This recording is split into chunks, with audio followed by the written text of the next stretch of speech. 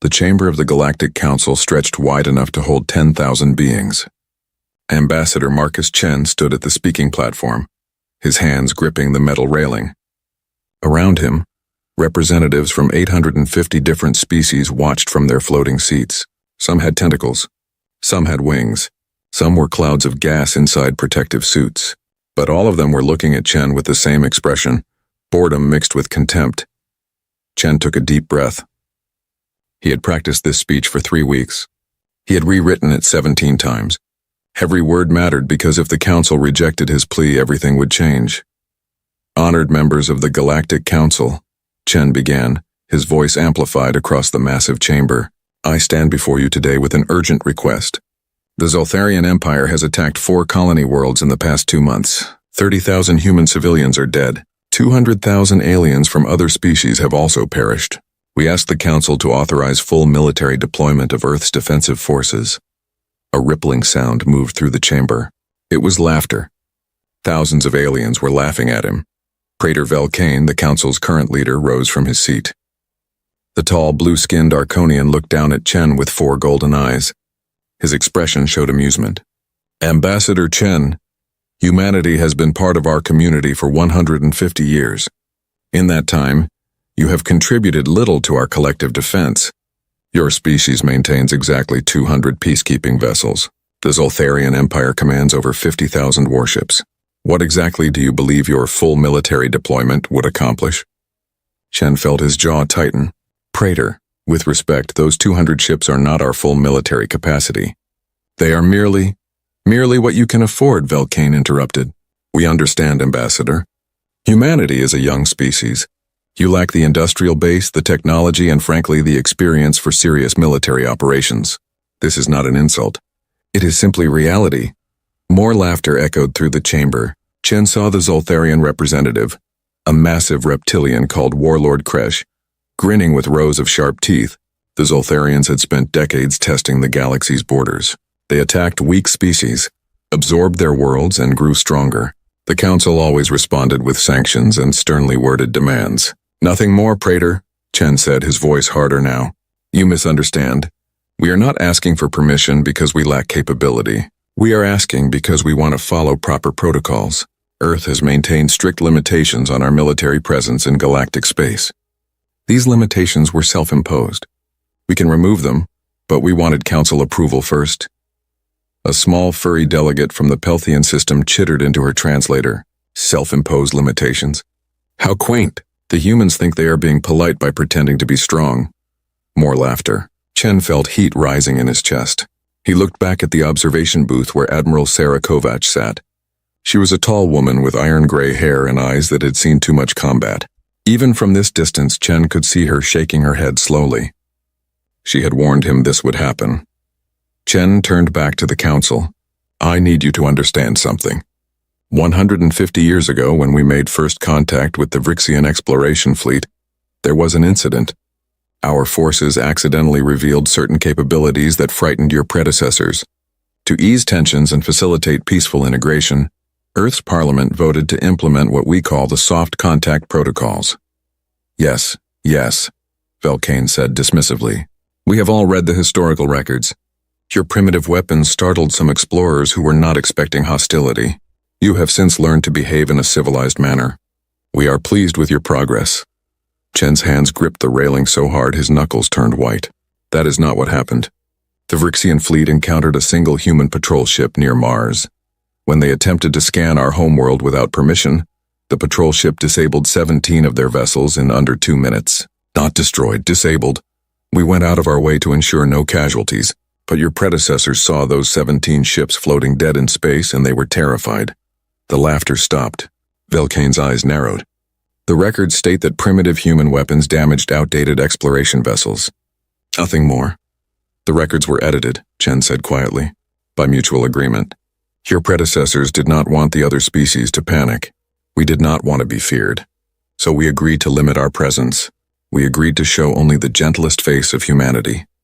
We built exactly 200 peacekeeping ships using technology 50 years behind our actual capabilities. We stationed them in obvious locations. We made sure everyone knew about them, and we kept the rest hidden. The chamber was silent now. 850 species stared at the human ambassador. For 150 years, Chen continued, Earth has honored this agreement. We have shown you only what we thought you could handle. We have been patient. We have been peaceful. But the Zoltharians are killing our people. They are killing your people. And you refuse to act. Warlord Kresh stood up, his massive frame dominating his section of the chamber. The human squeaks like a frightened rodent. My fleets have nothing to fear from your toy ships. Chen turned to face the Zoltharian. I am not asking you to fear us, Warlord. I am begging you to let us handle this quietly. If you continue your attacks, if the Council continues to do nothing, Earth will be forced to revoke the soft contact protocols. And once we do that, we cannot go back. Threats, Velkane said coldly, from a species that contributes almost nothing to galactic defense. This Council has heard enough. Please, Chen said, and he hated how desperate his voice sounded. You do not understand what you are asking for. Humanity spent 10,000 years fighting ourselves. We had wars that killed hundreds of millions. We built weapons that could crack planets. We created machines that hunted and killed with no mercy. We learned, through blood and fire and nightmare, exactly what we are capable of. And we chose to put those things away. We chose peace. We chose restraint. But if you force our hand, enough! Velkane's voice boomed through the chamber. This Council does not respond to fear-mongering. The Zoltharian situation will be resolved through proper diplomatic channels. Humanity's peacekeeping forces are sufficient for their current role. Your request for expanded military deployment is denied. Chen stood frozen at the platform. He had failed. He had known he would probably fail, but some part of him had hoped. Some foolish part of him had believed the Council might listen. However, Velkane continued, in light of recent losses, this Council extends its sympathies to the human victims and their families. We also remind all member species that attacks on civilian populations violate Council law. Warlord Kresh, your empire is officially censured for these actions. Kresh laughed. It was a deep rumbling sound that echoed through the chamber. Censured. I am terrified. The Council session ended. Delegates began floating toward the exits, already chattering about other business. To them, this had been a minor distraction. Chen remained at the platform watching them leave. Admiral Kovac appeared beside him.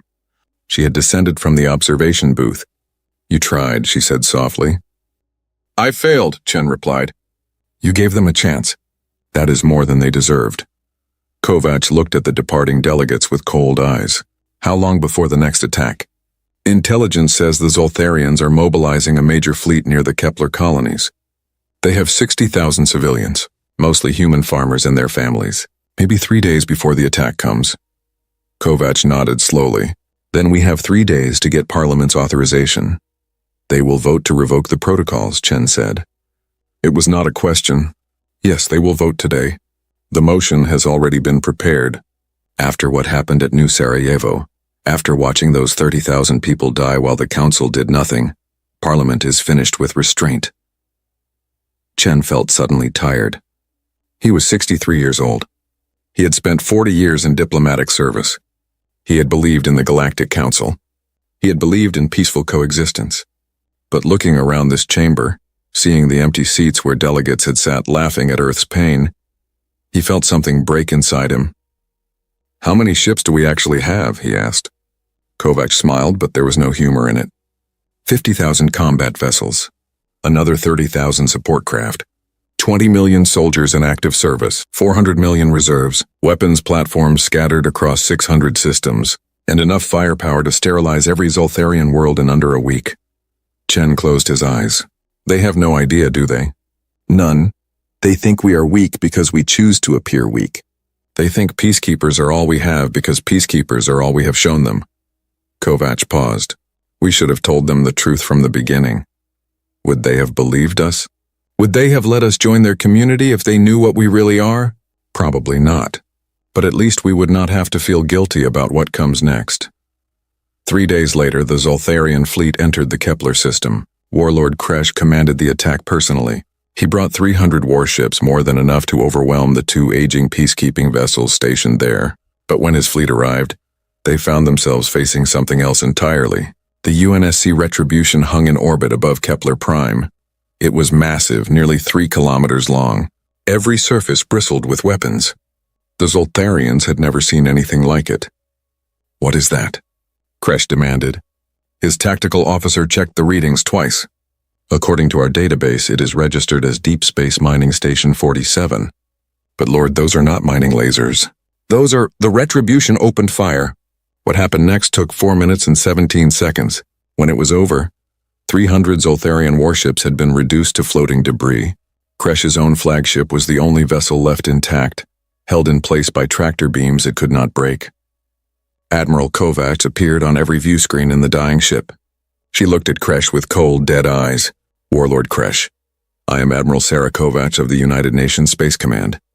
Earth has revoked the soft contact protocols. You wanted to see what humanity is really capable of. You are about to learn." Kresh stared at her in shock. "This is impossible. You had only 200 ships. You are weak. You are..." "We were holding back," Kovacs said simply. "You would not listen when we warned you. Ambassador Chen begged the Council to let us resolve this quietly. You laughed at him. You laughed at us. So now you get to see what happens when humanity stops being polite." She cut the transmission. Kresh's flagship was released and allowed to limp away. Kovacs wanted survivors. She wanted them to tell the story. She wanted the galaxy to know what was coming. On Concordia Prime, in the halls of the Galactic Council, Praetor Velkane received the report. He watched the footage 3 times. He saw 300 warships destroyed in less than 5 minutes.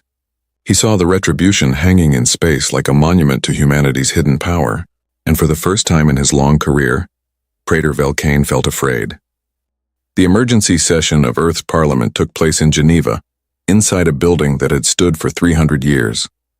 2,000 representatives sat in curved rows, each one representing a region of Earth or one of the colony worlds. The chamber was silent as Prime Minister Elena Rostova stood at the podium. "The motion before us is simple," she said, her voice steady despite the weight of what she was proposing. "We vote to formally revoke the soft contact protocols established in the year 2197. If this motion passes, humanity will no longer hide its true military capabilities from the Galactic Council. We will respond to the Zoltharian threat with our full strength." Representative Jackson from the North American Union stood up. He was an old man, nearly 90, and he had been in Parliament during the last major war scare. "Prime Minister, I remember when these protocols were established. Our grandparents agreed to them because they feared the galaxy would turn against us if they knew the truth. Has that risk disappeared?" "No," Rostova admitted. "If anything, the risk is greater now. We have integrated into galactic society. We have trade partners, cultural exchanges, and millions of humans living on mixed-species worlds. If we reveal ourselves, there will be panic. Some species may turn hostile, but Representative Jackson, 30,000 of our people are dead. The Council refuses to act. The Zoltharians are mobilizing for another attack. What choice do we have?" A Martian representative named Yuki Tanaka raised her hand. "Can we not simply defend ourselves without making a grand announcement? Must we reveal everything?" Admiral Kovacs, standing beside the Prime Minister, answered that question. "Once we engage the Zoltharians with our real military, there will be no hiding it. Fleet movements will be detected. Weapon signatures will be analyzed. Within days, every species in the galaxy will know that humanity has been concealing our capabilities for a century and a half. The only question is whether we control the narrative or let others define it for us." The debate continued for 3 hours. Some representatives argued for restraint. Others demanded immediate action. A few suggested a middle path, revealing some capabilities while keeping others hidden. But everyone knew the truth. Once the door opened, it could not be closed again. Finally, the vote was called. The chamber fell silent as each representative registered their decision. The results appeared on the massive display screen, 1847 in favor of revoking the protocols. 153 against. Prime Minister Rostova looked at the numbers for a long moment. Then she pressed the confirmation button. The motion passes. As of this moment, the soft contact protocols are revoked. Admiral Kovacs, you have full authorization to deploy our forces as you see fit. Kovacs saluted. Thank you, Madame Prime Minister. I will not waste this opportunity. Within hours, orders went out across human space. Ships that had been hidden for decades began moving into position. Weapons platforms came online. Soldiers received mobilization notices. The machinery of war, carefully maintained but never truly used, started turning.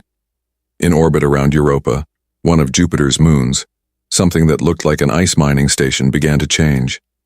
Panels slid away, revealing missile batteries.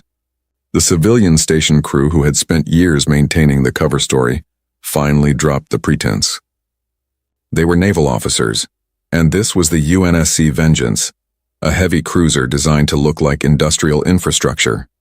Similar transformations happened across 600 star systems.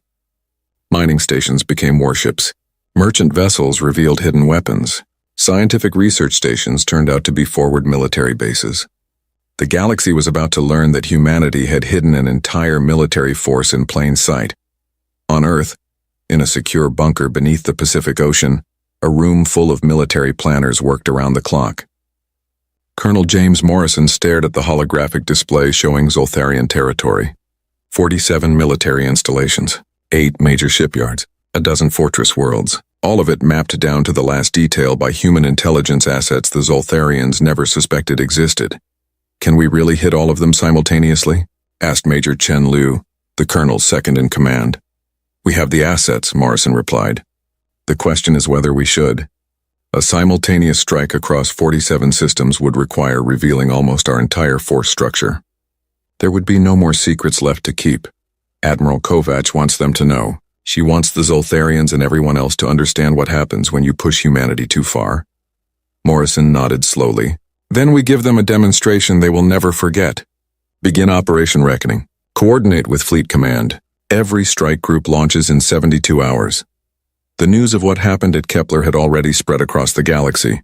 Survivors from Kresh's fleet told stories that sounded impossible. A single human ship destroying 300 warships in minutes. Weapons that fired faster than tracking systems could follow. Shields that absorbed firepower that should have vaporized any vessel. In the Galactic Council, an emergency session convened. Velcane stood before the assembled delegates, and for once he did not look confident. "We have received confirmation from multiple sources. The vessel that destroyed the Zoltharian fleet was registered in our database as a civilian mining station. This suggests that humanity has been deliberately misrepresenting their capabilities." The Pelthian delegate, who had laughed at Ambassador Chen just days before, spoke in a quiet voice. "How many other mining stations might actually be warships?" "We do not know," Velcane admitted. "We are reviewing all registered human assets, but the data is extensive. Humanity has thousands of stations, outposts, and vessels scattered across council space." Warlord Kresh stood up, his body language aggressive despite the defeat his forces had suffered. "This is an outrage. The humans have violated council law by concealing military assets. They must be censured. Their vessels must be impounded until a full investigation." "Sit down, Warlord," Velcane said coldly. "Your empire just attempted genocide against a council member species. You lost 300 ships in the process. I suggest you focus on your own problems." Kresh sat, but his eyes burned with rage. The council debated for hours, but no consensus emerged.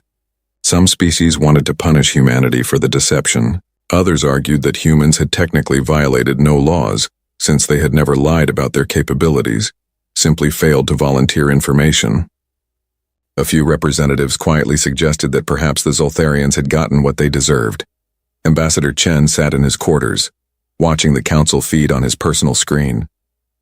He had submitted his resignation that morning. After 40 years of service, he was done. He had tried to do things the right way, the diplomatic way, and it had failed. A message came through on his secure line. It was Admiral Kovacs. "Ambassador, I wanted you to know before the public announcement. Operation Reckoning begins in 60 hours. We are going to hit every major Zoltharian military installation simultaneously. It will be the largest human military operation in history." Chen felt his stomach tighten. "How many ships are you deploying?" 30,000 combat vessels. Another 15,000 in support roles. We are also activating certain weapon systems that have been in storage since the soft contact protocols began." "What kind of weapon systems?" Kovacs hesitated. "The kind we swore we would never use again. But Admiral Chen, they killed 30,000 of our people. They laughed at us when we begged for peace. I am not going to let them think humanity is weak." "When did I become Admiral Chen?" he asked quietly. "Your resignation was rejected." Earth needs experienced voices right now, even if you choose to retire after this is over.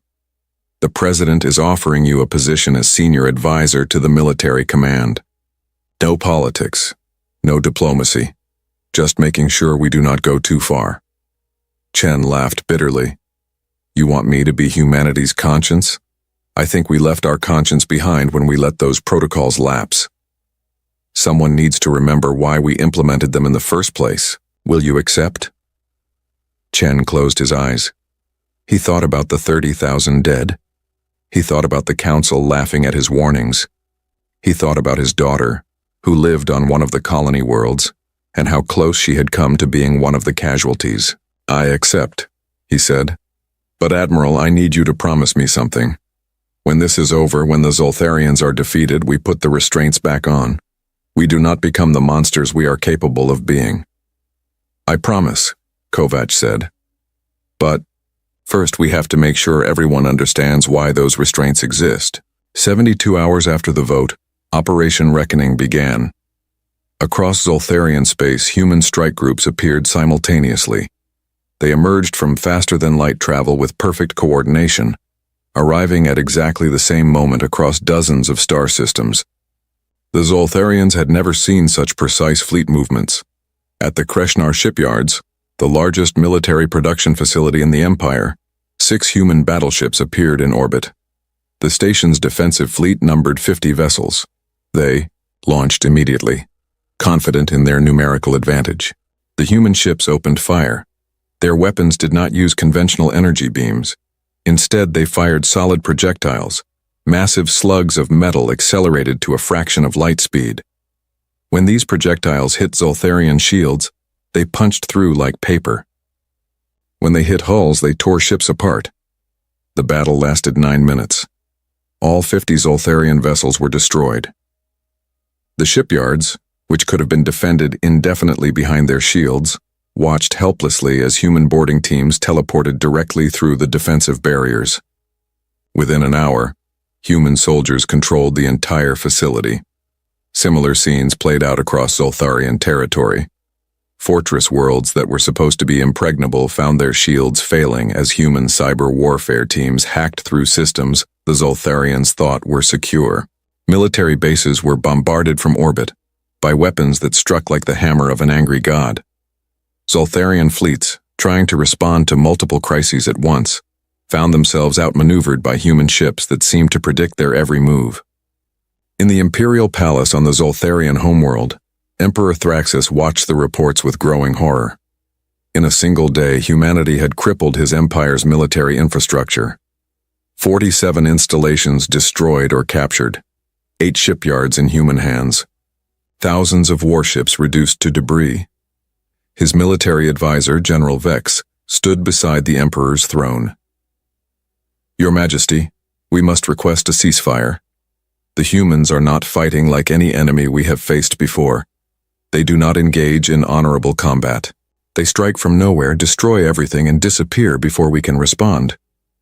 We still have the home fleet, Thraxus said. 20,000 ships protect this world. The humans cannot. An aide burst into the throne room. Your Majesty, human forces have been detected at the system's edge. They are broadcasting a message. Show me, Thraxus commanded. The main display activated. Admiral Sarah Kovac appeared standing on the bridge of her flagship. Behind her, through the viewports, hundreds of human warships were visible. Emperor Thraxus, Kovac said, her voice formal and cold. I am Admiral Sarah Kovac of the United Nations Space Command. 3 weeks ago, your forces attacked New Sarajevo Colony. You killed 30,000 human civilians, including children. You did this because you believed we were weak. You believed we would not fight back. Today, I am here to correct that misconception. Thraxus felt his blood run cold. How did you get past our perimeter defenses? Kovac smiled, and it was not a pleasant expression. Emperor, we have been mapping your defenses for 50 years. We have agents inside your military. We have compromised your communication networks. We know everything about your empire, because we have been watching you since the day you took the throne. We knew you would attack us eventually. We were prepared. What do you want? Thraxus asked. Unconditional surrender. Immediate withdrawal from all occupied territories. War crimes trials for everyone involved in ordering attacks on civilian populations. And reparations for every human life your empire has taken. Kovac leaned forward. You have 6 hours to respond.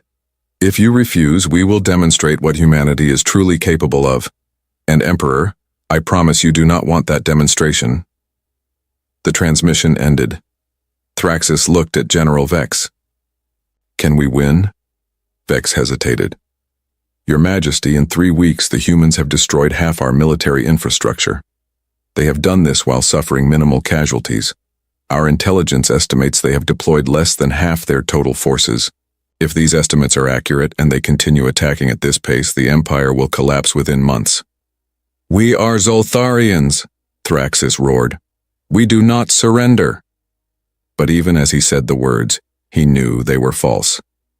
The Zoltharian Empire had built its power by attacking weaker species. They had never faced an enemy that could fight back like this. The 6-hour deadline passed without a response from Emperor Thraxus. Admiral Kovac had expected this. Pride was a powerful thing, and the Zoltharians had built their entire culture around the idea that they were superior warriors. They could not comprehend surrender, so humanity provided the demonstration Kovac had promised. The UNSC Absolute Zero, a vessel that had never appeared in any galactic database, entered the Zoltharian home system. It was smaller than a standard battleship, shaped like a dagger, and it moved with unnatural speed. The home fleet, 20,000 strong, moved to intercept. Colonel Anna Petrov commanded the Absolute Zero. She had served in the Deep Black, the secret military programs that even most humans did not know existed. Her crew numbered only 50, but every one of them was a specialist in their field. All ships, this is Colonel Petrov, she broadcast on an open channel that every Zoltharian vessel could hear. What you are about to witness is called a Reckoning-class weapons test. Emperor Thraxus refused to surrender. He chose this demonstration. Remember that when you tell the story. The Absolute Zero stopped moving. It hung in space alone, facing 20,000 enemy warships. Petrov entered a series of commands. Deploy the Ravagers. From the Absolute Zero's hull, 1,000 small objects launched. They were each about the size of a basketball, smooth and black without any visible engines or weapons. They drifted away from the ship, spreading out into a cloud. The Zoltharian fleet opened fire. Energy beams and missiles filled the space around the Absolute Zero. Shields absorbed the first wave, then the second. But even the best shields could not hold forever against 20,000 ships. It did not matter. The Ravagers activated. Each sphere split open, revealing internal mechanisms that hurt to look at directly. They began moving, accelerating faster than any ship could track. Within seconds, they reached the nearest Zoltharian vessels. What happened next was difficult to watch. The Ravagers did not explode. They did not fire weapons. Instead, they attached themselves to Zoltharian hulls and began disassembling the ships at a molecular level. Metal, ceramic, composite materials. Everything was broken down into base components. The Ravagers consumed matter and used it to build more Ravagers. The process was exponential. 1 Ravager became 2. 2 became 4. 4 became 8. Within 3 minutes, the first Zoltharian battleship had been completely disassembled. The cloud of Ravagers, now numbering in the millions, moved to the next target. Admiral Kresh, commanding the home fleet from his flagship, watched in horror. Fire everything. Destroy those machines! But conventional weapons were useless. The Ravagers were too small, too fast, and too numerous. Every Zoltharian ship they touched was reduced to its component atoms within minutes. The crew never even had time to evacuate. All ships, retreat, Kresh ordered. Fall back to the planet, too late. The Ravagers had already spread throughout the fleet. Ships trying to escape found their engines failing as the machines consumed critical systems. Emergency pods launched and the Ravagers let them go. This weapon was designed to destroy ships, not kill people. That somehow made it more terrifying. In 4 hours, the entire home fleet ceased to exist. 20,000 warships became nothing but floating clouds of separated molecules. The Ravagers, their task complete, shut down and drifted harmlessly in space. They were designed with a kill switch that activated once they ran out of targets. Humanity had learned from old mistakes about creating self-replicating weapons. Colonel Petrov broadcast again. Emperor Thraxus, you now understand what humanity is capable of. We could deploy Ravagers across every Zoltharian world. We could reduce your entire civilization to atoms within a week. We choose not to do this because we are not monsters. But make no mistake, we could. Will you surrender now? On the surface of the Zoltharian homeworld, Emperor Thraxus sat on his throne and wept. General Vex stood beside him, his own eyes wide with shock. Your Majesty, we have no choice. The humans have weapons we cannot fight. If we continue, they will destroy us all. We were supposed to be the conquerors, Thraxus said quietly. We were supposed to be strong. Strength means knowing when to surrender, Vex replied. Your Majesty, our people are still alive. Our worlds are intact. If we surrender now, we can survive. If we continue fighting, humanity will erase us from existence. Thraxus closed his eyes. He thought about his ancestors, the great warriors who had built the Zoltharian Empire. What would they think of an emperor who surrendered without fighting to the last soldier? But then he thought about his children, his grandchildren, the billions of Zoltharians who were going about their lives unaware that their emperor's pride might doom them all. Send the surrender, he said. Unconditional. We accept all of humanity's terms. The news of Zoltharian surrender spread across the galaxy within hours. Species that had watched the conflict from a safe distance suddenly realized the implications. Humanity had defeated one of the galaxy's major military powers in less than a month. And they had done it while holding back weapons like the Ravagers until the very end. On Concordia Prime, Praetor Velcane called an emergency council session.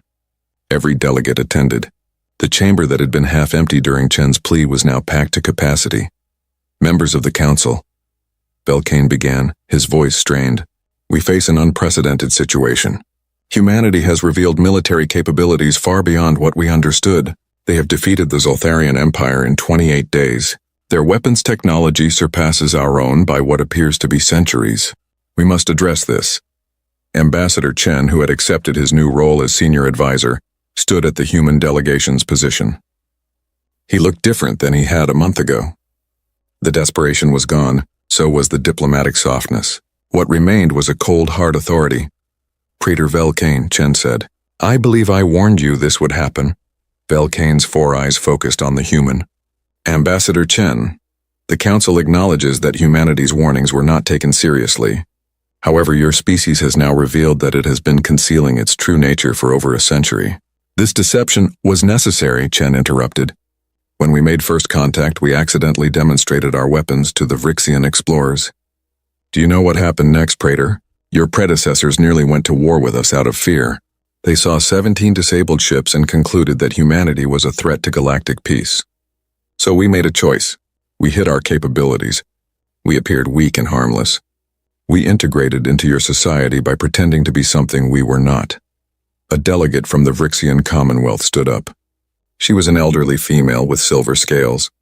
I remember those days. I was a junior officer on one of the ships that encountered the human patrol. What we saw was terrifying. The human vessel moved faster than our sensors could track. It fired weapons that passed through our shields as if they did not exist. When our fleet was disabled, we expected death. Instead, the humans sent a message. We apologize for startling you. Please wait for medical assistance. They were apologizing while our fleet floated helplessly in space. She looked around the chamber. I spent my entire career believing humans were weak because they showed us weakness. Now I understand. They were not weak. They were merciful. There is a difference. The Pelthian delegate, the same one who had mocked Chen, spoke in a small voice. What do humans want from us now? Chen looked at her. The same thing we have always wanted. Peace. Cooperation. To be part of this galactic community. But on our terms, not yours. We will not hide anymore. We will not pretend to be helpless while species like the Zoltharians attack us. If that makes you uncomfortable, we understand. But this is who we are. Warlord Kresh, whose military had been destroyed by human forces, stood up. His voice was bitter. You speak of peace while your weapons disassemble ships at the molecular level. You speak of cooperation while your fleets blockade our worlds. You are tyrants wearing a mask of civility. Admiral Kovac, standing behind Chen, stepped forward. Warlord Kresh, you attacked civilian colonies. You killed children. You laughed when we begged you to stop. Every weapon we have used, every ship we have deployed, has been in response to your aggression. We did not start this war, you did. We are simply finishing it. The Council should have protected us. Kresh roared. You are supposed to maintain peace. The Council did nothing, Kovac said coldly. We asked for help. We followed proper procedures. We tried diplomacy. You ignored all of it. So we protected ourselves. If that makes us tyrants, so be it. But our people are still alive, which is more than I can say for the 30,000 you murdered. The chamber erupted into argument. Some species supported humanity's actions. Others condemned them. A few called for sanctions or even military intervention to contain the human threat. Velcane let the debate continue for nearly an hour. Finally, he raised his hand for silence. The Council will now vote on a resolution. All species are asked to support a formal investigation into humanity's concealed military assets, with possible sanctions if violations of Council law are found. All in favor? Chen watched the voting display. 300 species voted in favor. That was concerning. But then the opposition count appeared. 550 species voted against the resolution. Velcane looked stunned. The resolution fails. A delegate from the Therian Collective, a species known for their military expertise, stood up. Praetor Velcane, I voted against your resolution, and I will explain why. Humanity did not violate any council laws. They registered their ships according to regulations. They paid their fees. They participated in peacekeeping operations. They simply did not volunteer information about their full capabilities. That is not illegal. That is prudent. Another delegate agreed. Furthermore, the Zoltharians attacked first. Humanity responded in self-defense. Their response was overwhelming, yes, but legally justified. I will not vote to punish a species for being better at war than we expected. Velcane realized he was losing control of the situation. What about the Ravagers? Those weapons are clearly designed for mass destruction. They should be banned under Council regulations regarding weapons of mass destruction. Chen smiled, and there was no warmth in it. Praetor, the Ravagers do not kill anyone. They disassemble ships while allowing crew to evacuate. According to your own laws, they are less destructive than conventional weapons because they minimize casualties. Would you like us to use more lethal weapons instead? The Praetor had no answer for that. Over the following weeks, the structure of galactic politics shifted. Species that had once dismissed humanity now approached them with respect and sometimes fear. Trade agreements were renegotiated. Defense pacts were proposed. Several smaller species requested that human peacekeeping forces be stationed in their territories as protection against larger, aggressive neighbors. The Zoltharian Empire began the process of dismantling its military infrastructure under human supervision. Trials were scheduled for Emperor Thraxus and the military leaders who had ordered attacks on civilian populations. The occupied worlds were released, their populations finally free after decades of oppression. But not everyone was happy with the new order. Praetor Velcane watched his influence erode as the Council fractured into pro-human and anti-human factions.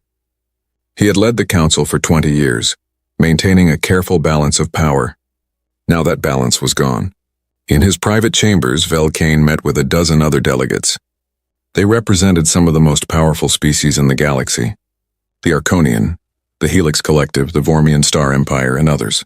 Humanity has upset the natural order, Velcane said. They are too powerful, too dangerous. If we allow this to continue, they will dominate the entire galaxy within a generation. The Vormian ambassador, a crystalline being who communicated through light pulses, flashed a response. What do you propose? Military action would be suicidal. Economic sanctions would fail because half the Council now trades with humans. What option remains? Velcane looked at each delegate in turn. We form a coalition. 12 species with legitimate concerns about human expansion. We do not attack them directly. We cannot win that fight, but we can contain them. We can limit their influence. We can make sure they understand that power has consequences. The meeting continued late into the night cycle. Plans were made. Resources were allocated. Messages were sent to military commands across 12 different species. None of them realized that every word of their conversation was being recorded by a human intelligence agent who had infiltrated the Praetor's staff 3 years earlier. Humanity had not spent 150 years hiding in the shadows, without learning how to gather information. When Admiral Kovac received the intelligence report, she read it twice. Then she called Admiral Chen, who was still serving as senior advisor despite his desire to retire. Chen, we have a problem. Velcane is organizing a coalition against us. 12 species. They are calling it a police action to contain human expansion. Chen felt tired. How large are their combined forces? 8,000 ships. Maybe 12,000 if they mobilize reserves. They are planning to establish a blockade around human space, preventing us from expanding further. Can we defeat them? Kovac laughed without humor. Chen, we could defeat them in a week. That is not the problem. The problem is what it would mean. If we destroy another coalition, we will become the villains of galactic history. Every species will fear us. We will be isolated, hated, and alone. Chen was quiet for a long moment. Then we give them what they want. Let them establish their blockade. Let them feel like they are containing us. And then we demonstrate one final time what happens when people push humanity too far. You have a plan? I have an idea. But Admiral, you are not going to like it. The coalition fleet assembled at the edge of human space 3 months after the Zoltharian surrender. 12 species had contributed ships, creating an armada of 8,000 vessels. It was an impressive display of unity. The largest multi-species military force assembled since the Council's founding. Praetor Velcane commanded the coalition from his personal flagship, the Eternal Vigilance.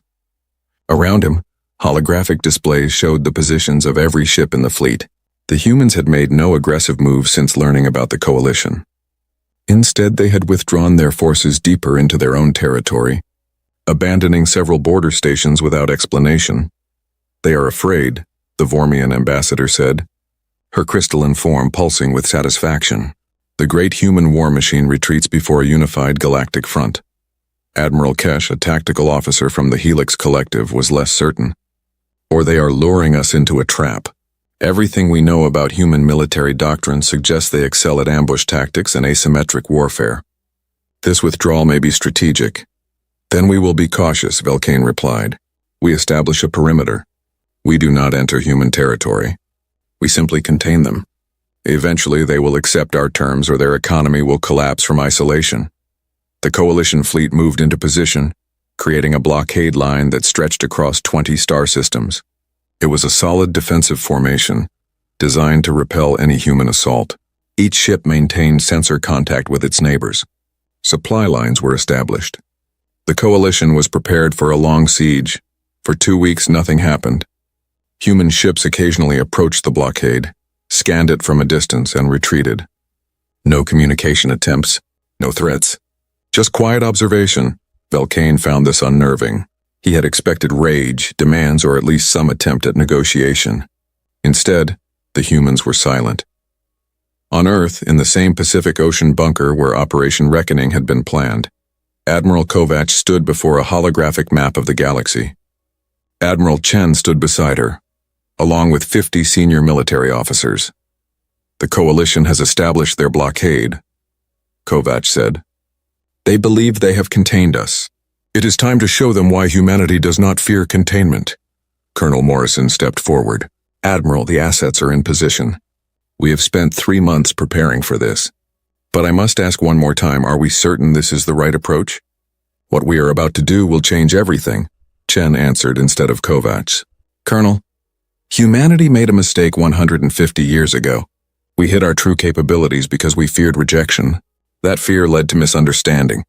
That misunderstanding led to the Zoltharian attack. 30,000 people died because we were not honest about what we are.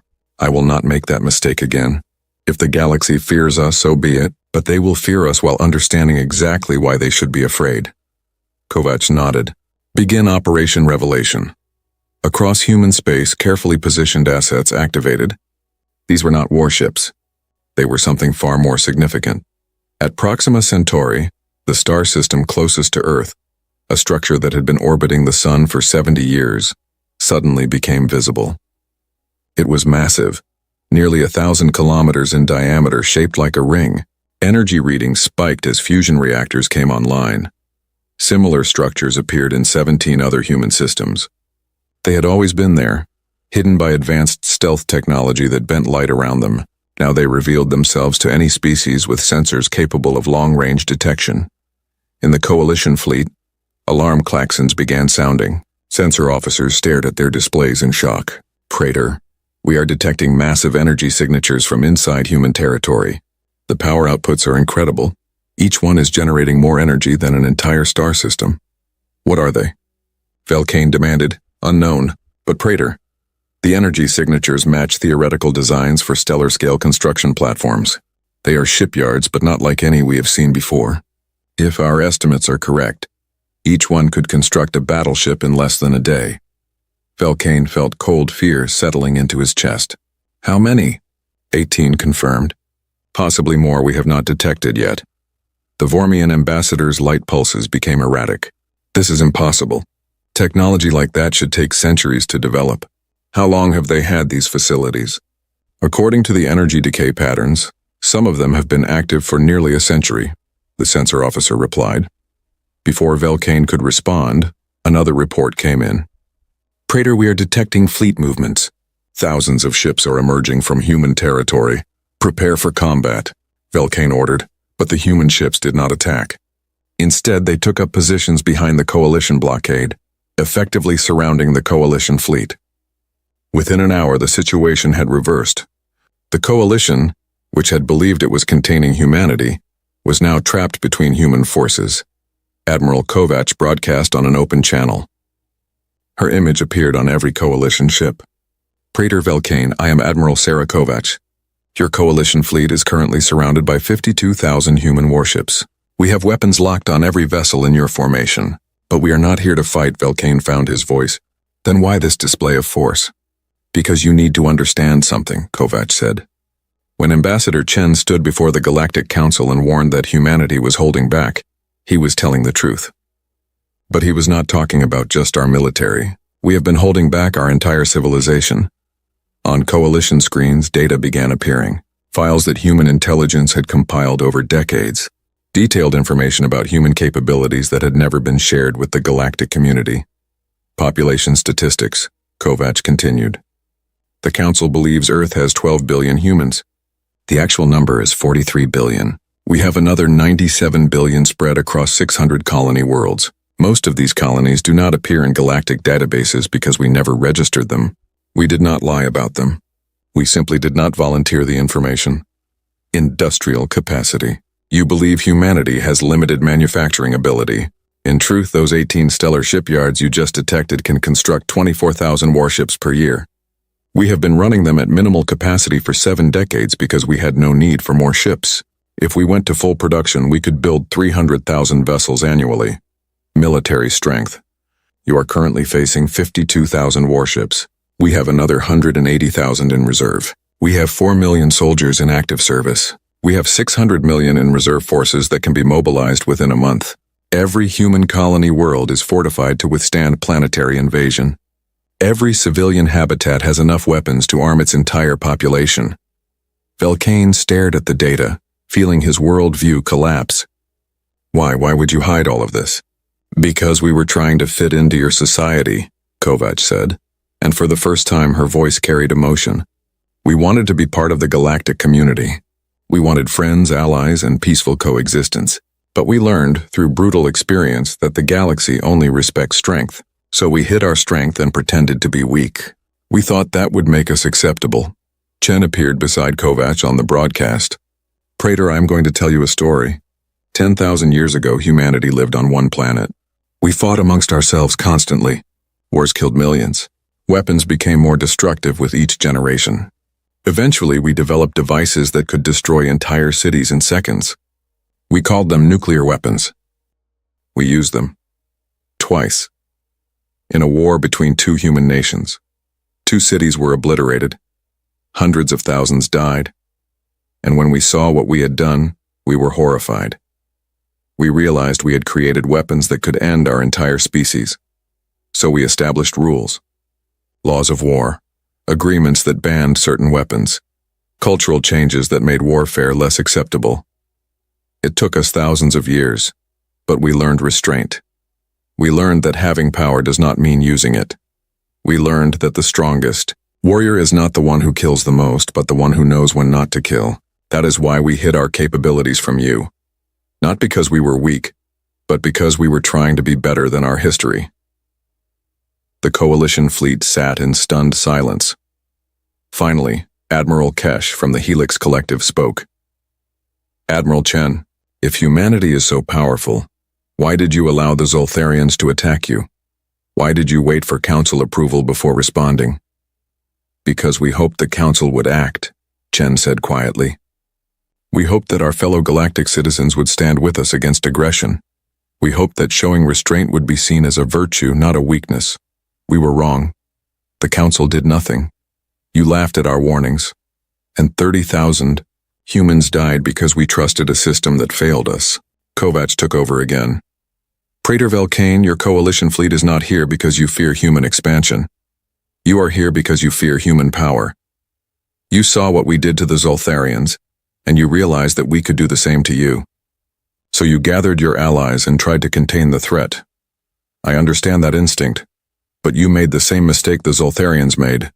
You assumed we wanted to conquer you. We do not want your territory. We do not want to rule over other species. We do not want an empire.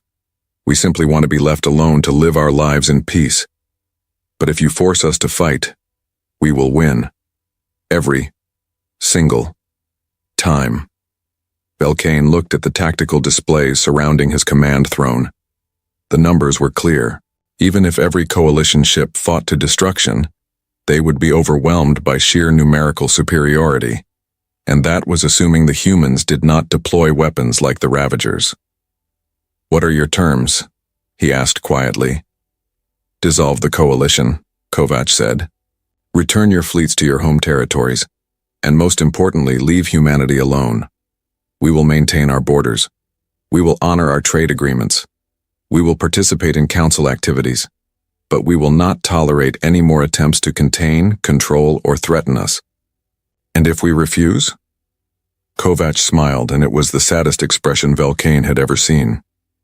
Then we will demonstrate what the Ravagers were designed to replace. Praetor, humanity has weapons that make molecular disassembly look merciful. We have devices that can ignite atmospheres. We have viruses that target specific genetic markers. We have kinetic weapons that can crack planets like eggs.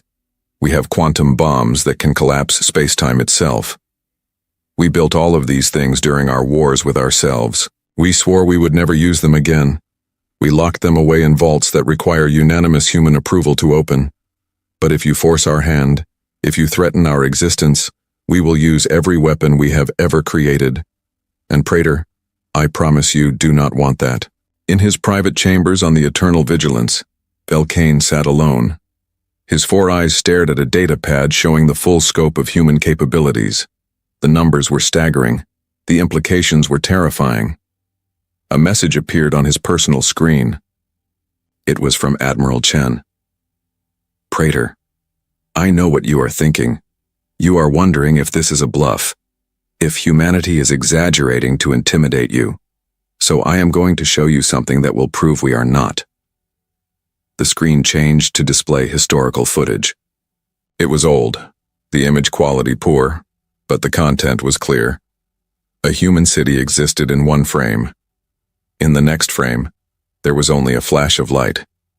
In the third frame, the city was gone, replaced by a mushroom-shaped cloud rising kilometers into the sky. That was Hiroshima, Chen's voice said over the footage. The year was 1945 by human reckoning. We had just developed nuclear weapons.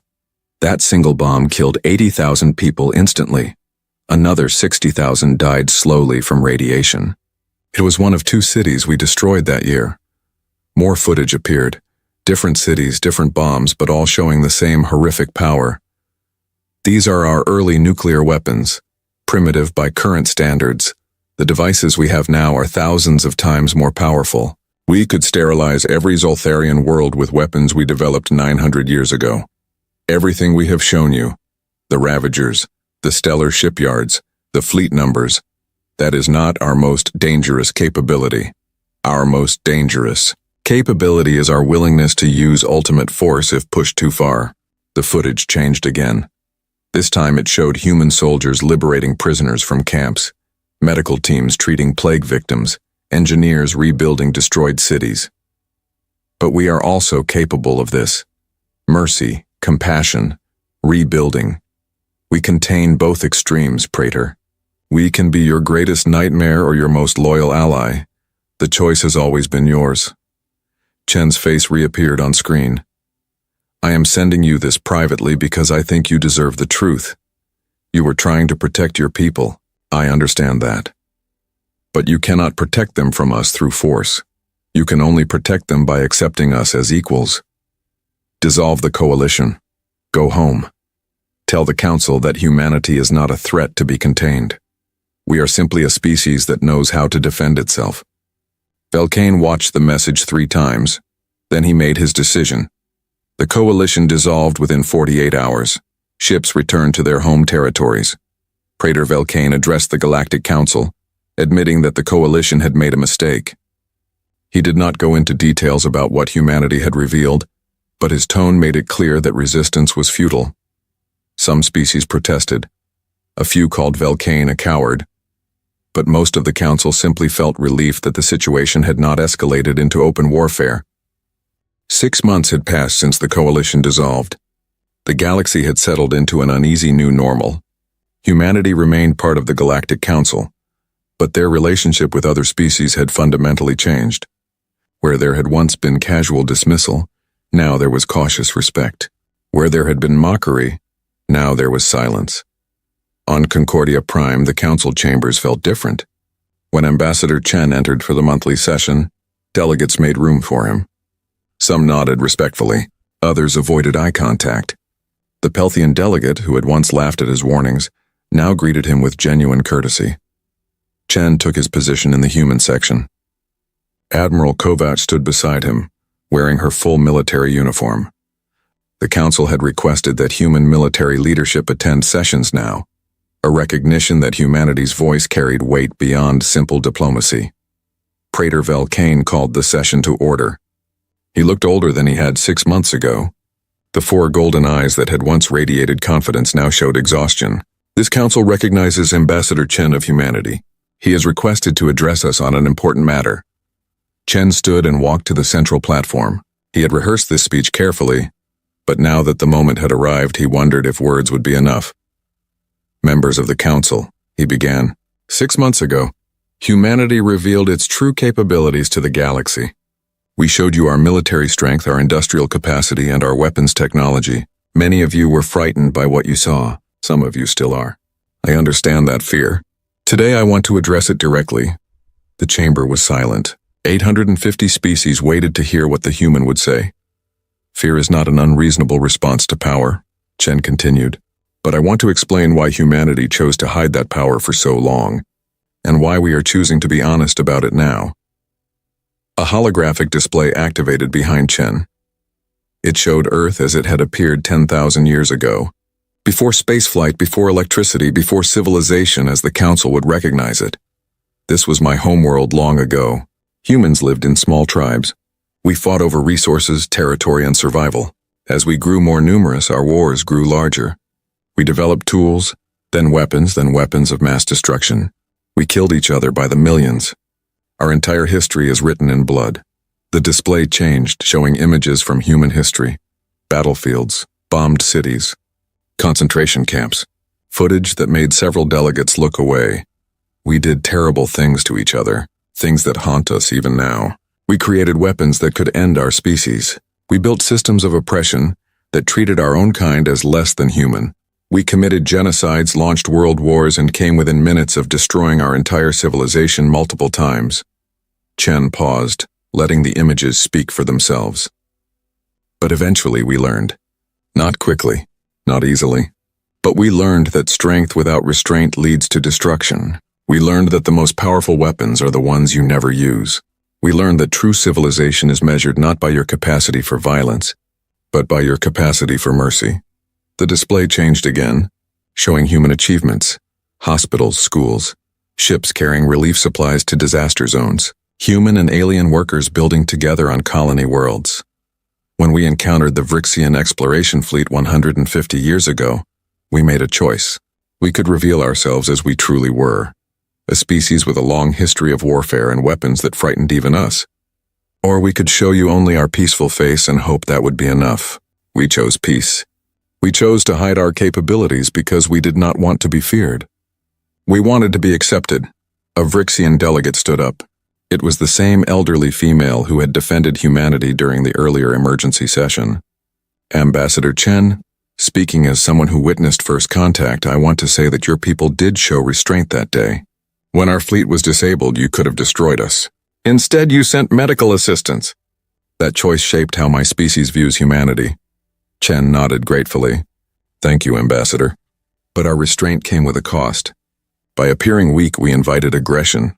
The Zoltharians attacked us because they thought we could not fight back. 30,000 humans died because we had hidden our true strength. That is why we chose to reveal ourselves. Not to threaten anyone, but to ensure that no one would make the Zoltharians' mistake again. Praetor Velcane spoke. Ambassador Chen, humanity has made its point. The galaxy now understands that you are not to be trifled with, but many species wonder what comes next. Will humanity seek to expand its influence? Will you use your power to dominate the Council? No, Chen said simply. Humanity wants what we have always wanted. Peace, prosperity, the chance to explore the universe and learn from other species. We do not want an empire. We have seen where that path leads. Our own history is full of empires that rose and fell, each one leaving mountains of dead behind them. We learned that lesson. We do not need to repeat it. Then why maintain such a large military? Asked a delegate from the Vormian Star Empire. If you truly seek peace, why do you need hundreds of thousands of warships? Admiral Kovac stepped forward to answer that question. Because peace is not the natural state of the universe. It is something that must be actively maintained. Humanity learned that lesson the hard way. We tried disarmament once after one of our world wars. We reduced our militaries, destroyed our weapons, and believed that would prevent future conflicts. It did not. Aggressive nations simply rearmed while peaceful ones were left defenseless. So we learned a different lesson. We learned that peace comes from strength. Not the strength to conquer, but the strength to defend. Our military exists to protect human lives and to ensure that what happened at New Sarajevo never happens again. We do not want to use it, but we will if necessary. The debate continued for hours. Some delegates expressed continued concerns about human power. Others argued that humanity had shown remarkable restraint considering their capabilities.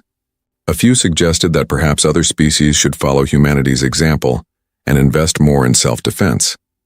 Finally, as the session was drawing to a close, Chen raised his hand for one final statement. There is one more thing I need to say. Praetor Velcane, please approach. Velcane looked surprised, but he descended from his position and stood beside Chen at the central platform. Praetor, Chen said, 6 months ago you organized a coalition to contain humanity. You believed we were a threat. You were wrong, but your intentions were not malicious. You were trying to protect the species under Council protection. I understand that, and I want to thank you. Velcane's 4 eyes widened. Thank me? For attempting to blockade your territory. Yes, because your actions forced humanity to be honest. We had been hiding in the shadows for 150 years, lying through omission about what we are. Your coalition made us reveal the truth, and while that truth is frightening, it is also liberating. We no longer have to pretend to be something we are not. Chen extended his hand in the human gesture of reconciliation. I propose that we start over. No more secrets. No more deception. Humanity will be honest about our capabilities, and we ask that other species accept us as we truly are. Not as the weak newcomers we pretended to be, but as a species with both the capacity for war and the wisdom to choose peace. Velcane looked at the extended hand. In human culture, this gesture signified trust and mutual respect. Slowly, he reached out and grasped Chen's hand in his own 4-fingered grip. I accept your proposal, Ambassador, and I apologize for doubting your intentions. The council chamber erupted in a mixture of applause and agitated discussion. The Pelthian delegate was openly weeping. The Therian military representative stood and saluted. Even the Zoltharian observer, a minor functionary who had replaced Warlord Kresh, looked impressed, but not everyone was pleased. A delegate from the Nexian cluster, a species known for their isolationist policies, stood up. This is all very touching, but it does not address the fundamental problem. Humanity is too powerful. One species should not have the capacity to threaten the entire galaxy. You are right, Kovac said, surprising everyone. One species should not have that much power. But the universe does not care about should. We have this power because we spent 10,000 years developing it. We cannot unmake that history. What we can do is use our power responsibly. How can we trust that you will? The Nexian demanded. Because we are implementing new protocols, Chen replied. Effective immediately, humanity is reinstating modified soft contact protocols. We will not hide our capabilities, but we will limit their deployment. Our stellar shipyards will operate at minimal capacity. Our reserve forces will remain in reserve. Our most destructive weapons will remain locked away under the same restrictions that have governed them for centuries. The difference, Kovac added, is that now everyone knows they exist. If another species attacks humanity or our allies, we will respond with overwhelming force. But if left in peace, we will remain peaceful. Think of it as deterrence through honest disclosure. Velcane considered this. You are proposing a new framework for galactic security. One where species are honest about their capabilities but choose restraint. This is different from the Council's traditional approach of collective security. Your traditional approach failed, Chen said bluntly. The Zoltharians attacked us while under Council protection, and the Council did nothing. 30,000 humans died because we relied on a system that could not protect us. We will never make that mistake again. We will protect ourselves, but we will also honor our commitments to the Council and to peaceful coexistence. The session ended with no formal vote, but with an understanding. Humanity would remain part of the galactic community, but on new terms. They would be honest about their power while exercising restraint in its use. The other species would accept humanity's military superiority, while trusting that it would not be abused. It was not a perfect solution, but it was a workable one. 3 months later, something unexpected happened. A new species made first contact with the Galactic Council. They were called the Kryn, a militant race from the Galactic East. They arrived in Council space with 200 warships and demands for territory. The Council was paralyzed with fear. The Kryn seemed powerful, aggressive, and unwilling to negotiate. Several species began preparing evacuation plans for their border worlds. Humanity sent a diplomatic team, led by Ambassador Chen. He requested a private meeting with the Kryn High Commander, a massive warrior named Thorax who stood 3 meters tall and possessed 6 arms, each one ending in claws. The meeting took place on a neutral station. Thorax sat across from Chen, looking at the small human with contempt. You are the species everyone fears? You look weak, fragile. I expected more. Chen smiled politely. High Commander, let me tell you a story. Several months ago, another species thought the same thing. They were called the Zoltharians. They had 50,000 warships and believed themselves to be the strongest military power in the galaxy. They attacked human colonies because they thought we were weak. What happened to them? Thorax asked.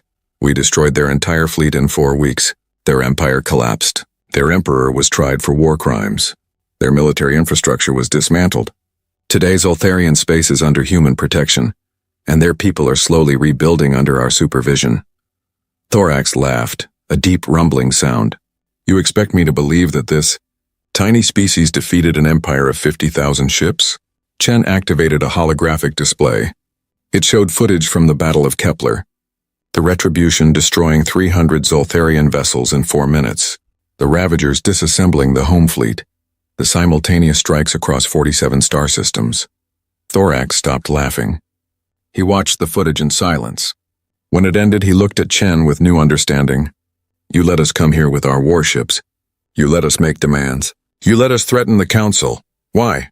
Because we wanted you to understand something, Chen said quietly.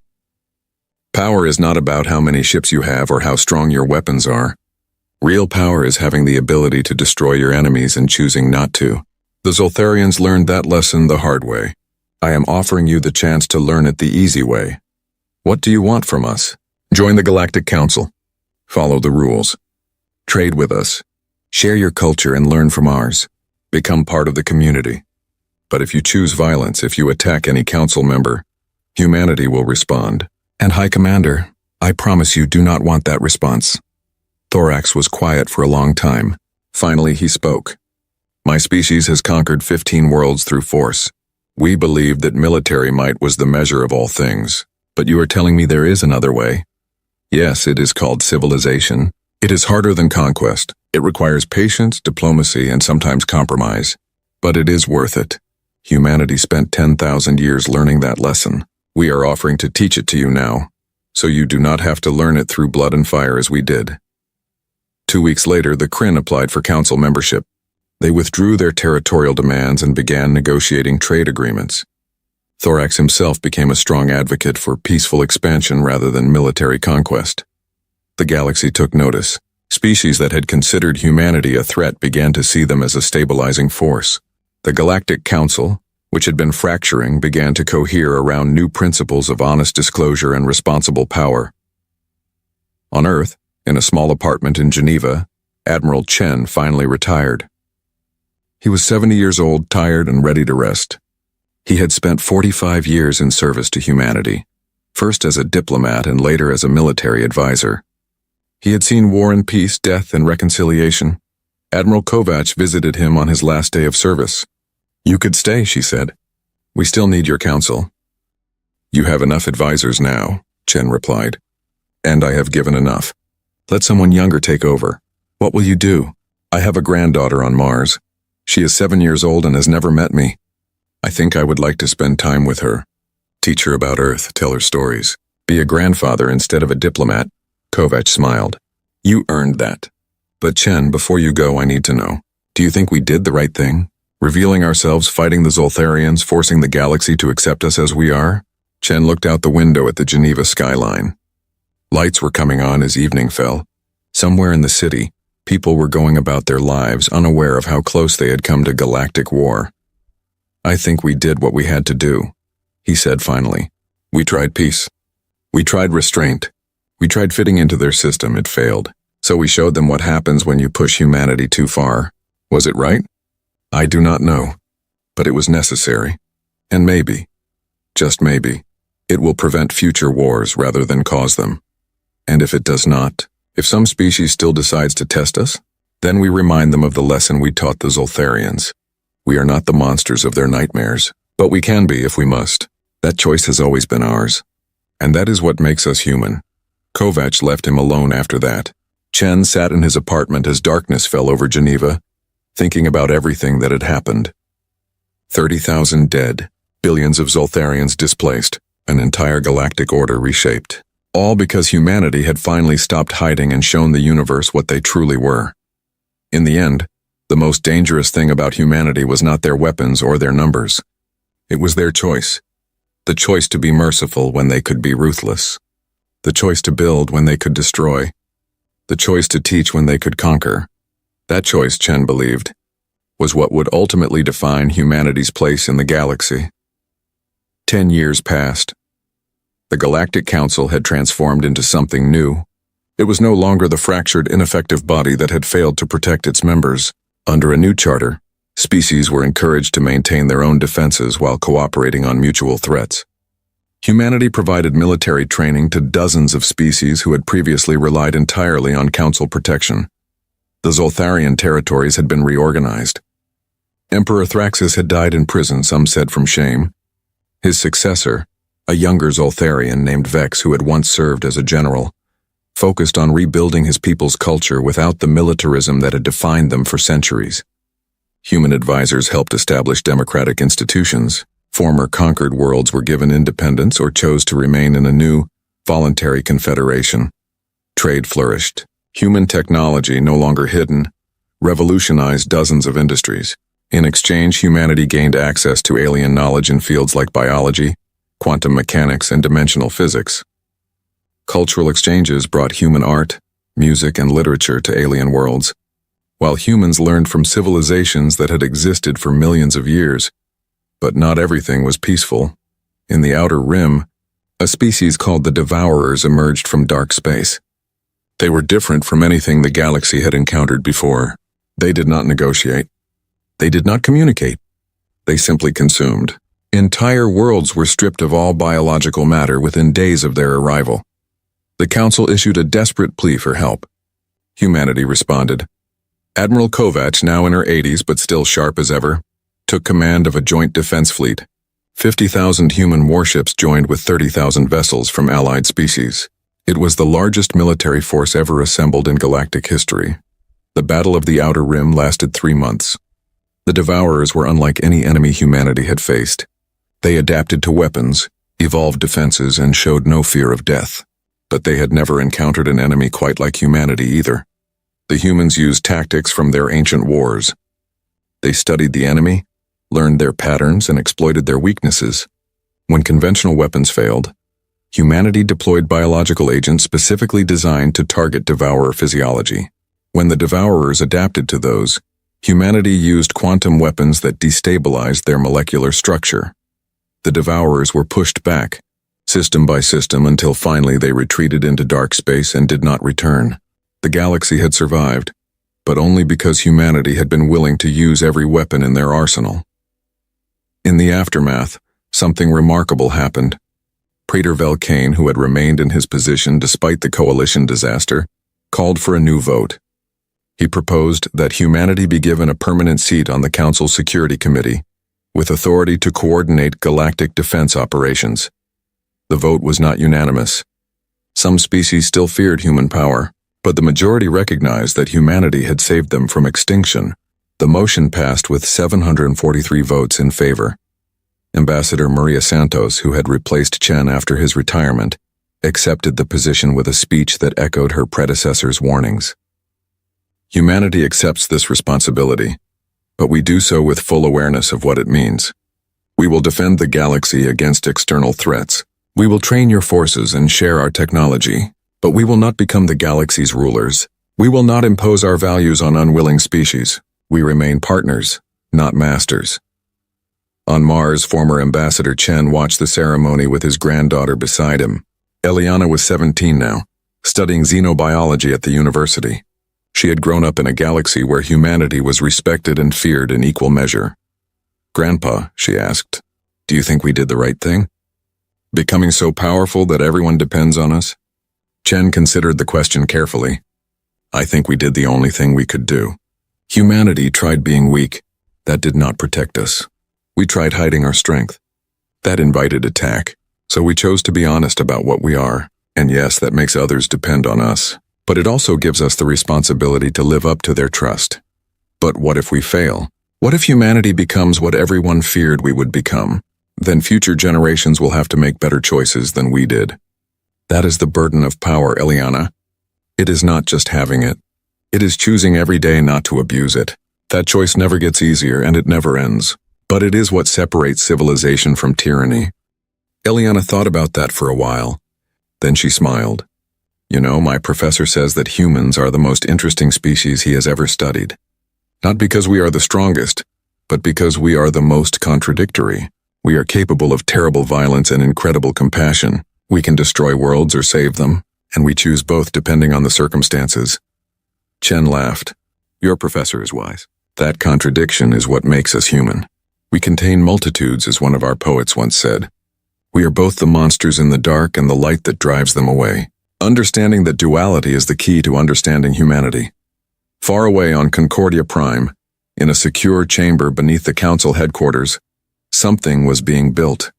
It was a memorial, designed by artists from 100 different species. At its center stood a holographic display showing the names of every being who had died in the conflicts of the past decade.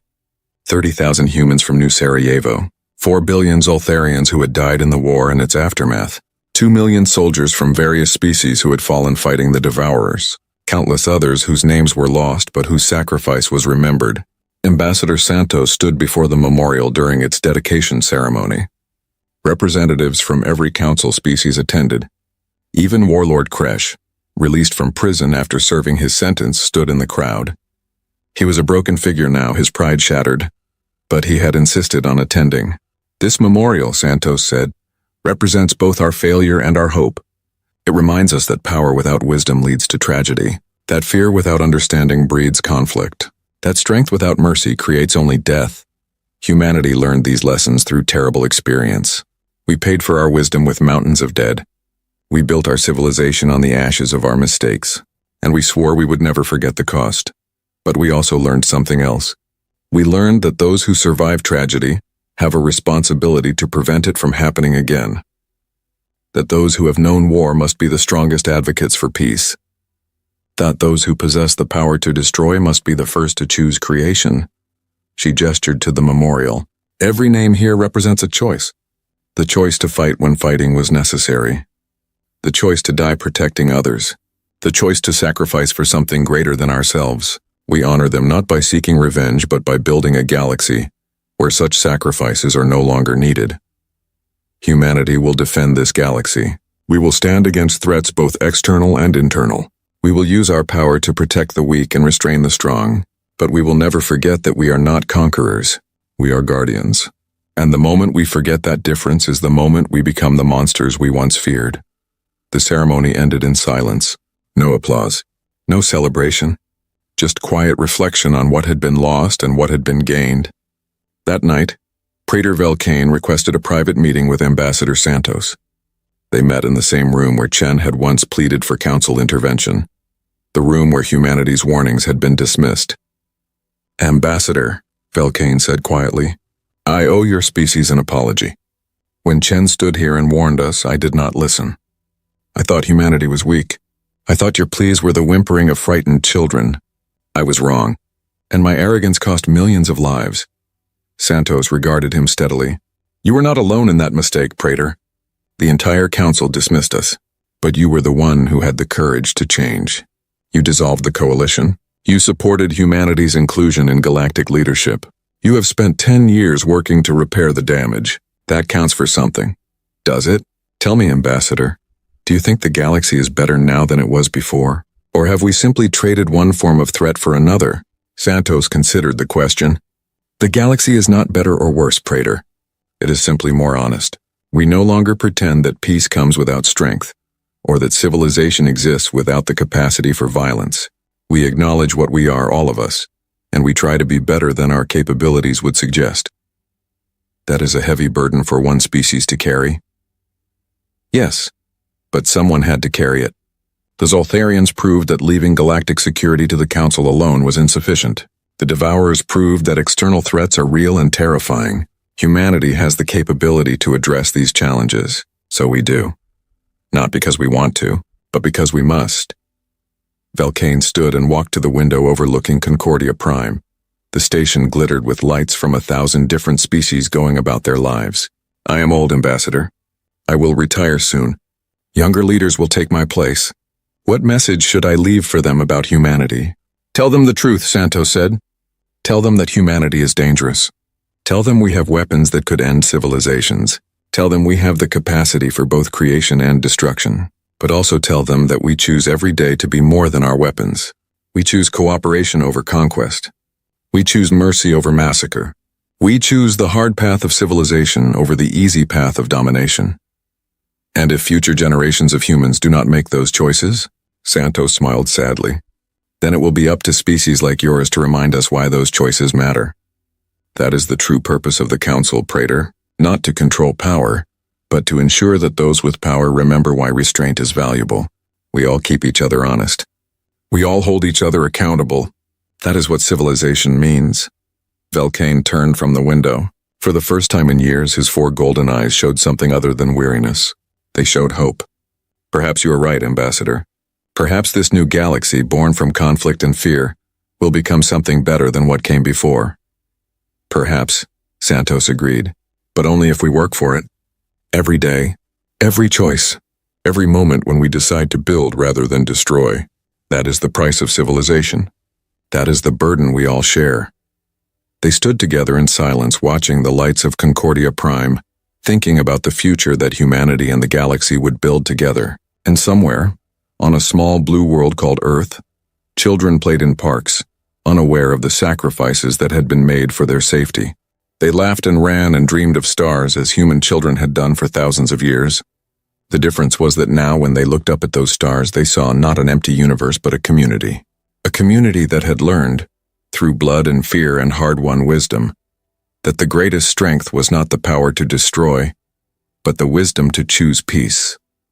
That was humanity's gift to the galaxy, not their weapons or their ships or their vast military might, but the lesson they had learned through 10,000 years of warfare, that true power lies in restraint, and that the strongest warrior is the one who knows when not to fight.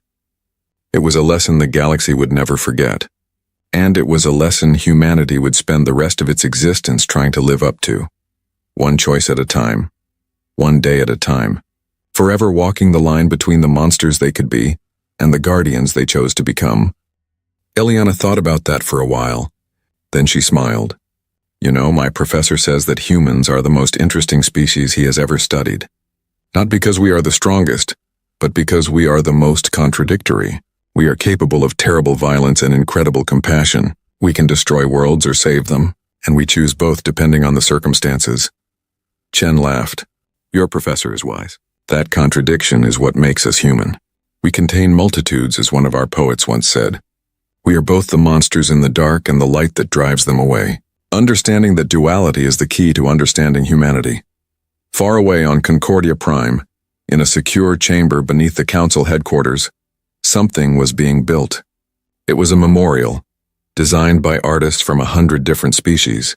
At its center stood a holographic display showing the names of every being who had died in the conflicts of the past decade. 30,000 humans from New Sarajevo, 4 billion Zoltharians who had died in the war and its aftermath, 2 million soldiers from various species who had fallen fighting the Devourers, countless others whose names were lost but whose sacrifice was remembered. Ambassador Santos stood before the memorial during its dedication ceremony. Representatives from every council species attended. Even Warlord Kresh, released from prison after serving his sentence, stood in the crowd. He was a broken figure now, his pride shattered, but he had insisted on attending. This memorial, Santos said, represents both our failure and our hope. It reminds us that power without wisdom leads to tragedy, that fear without understanding breeds conflict, that strength without mercy creates only death. Humanity learned these lessons through terrible experience. We paid for our wisdom with mountains of dead. We built our civilization on the ashes of our mistakes, and we swore we would never forget the cost. But we also learned something else. We learned that those who survive tragedy have a responsibility to prevent it from happening again. That those who have known war must be the strongest advocates for peace. That those who possess the power to destroy must be the first to choose creation. She gestured to the memorial. Every name here represents a choice. The choice to fight when fighting was necessary. The choice to die protecting others. The choice to sacrifice for something greater than ourselves. We honor them not by seeking revenge, but by building a galaxy where such sacrifices are no longer needed. Humanity will defend this galaxy. We will stand against threats both external and internal. We will use our power to protect the weak and restrain the strong, but we will never forget that we are not conquerors. We are guardians. And the moment we forget that difference is the moment we become the monsters we once feared. The ceremony ended in silence. No applause. No celebration. Just quiet reflection on what had been lost and what had been gained. That night, Praetor Velkane requested a private meeting with Ambassador Santos. They met in the same room where Chen had once pleaded for council intervention. The room where humanity's warnings had been dismissed. Ambassador, Velkane said quietly, I owe your species an apology. When Chen stood here and warned us, I did not listen.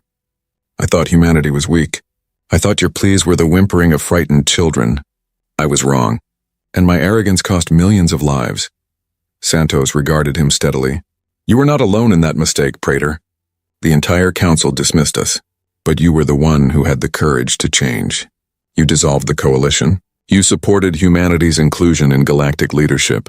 You have spent 10 years working to repair the damage. That counts for something. Does it? Tell me, Ambassador, do you think the galaxy is better now than it was before? Or have we simply traded one form of threat for another? Santos considered the question. The galaxy is not better or worse, Praetor. It is simply more honest.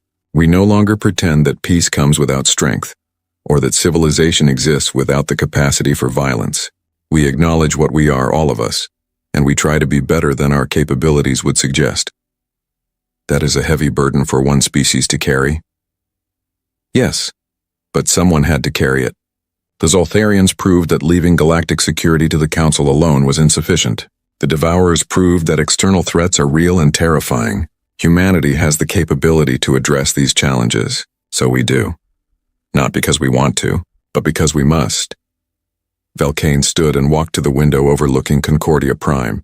The station glittered with lights from 1,000 different species going about their lives.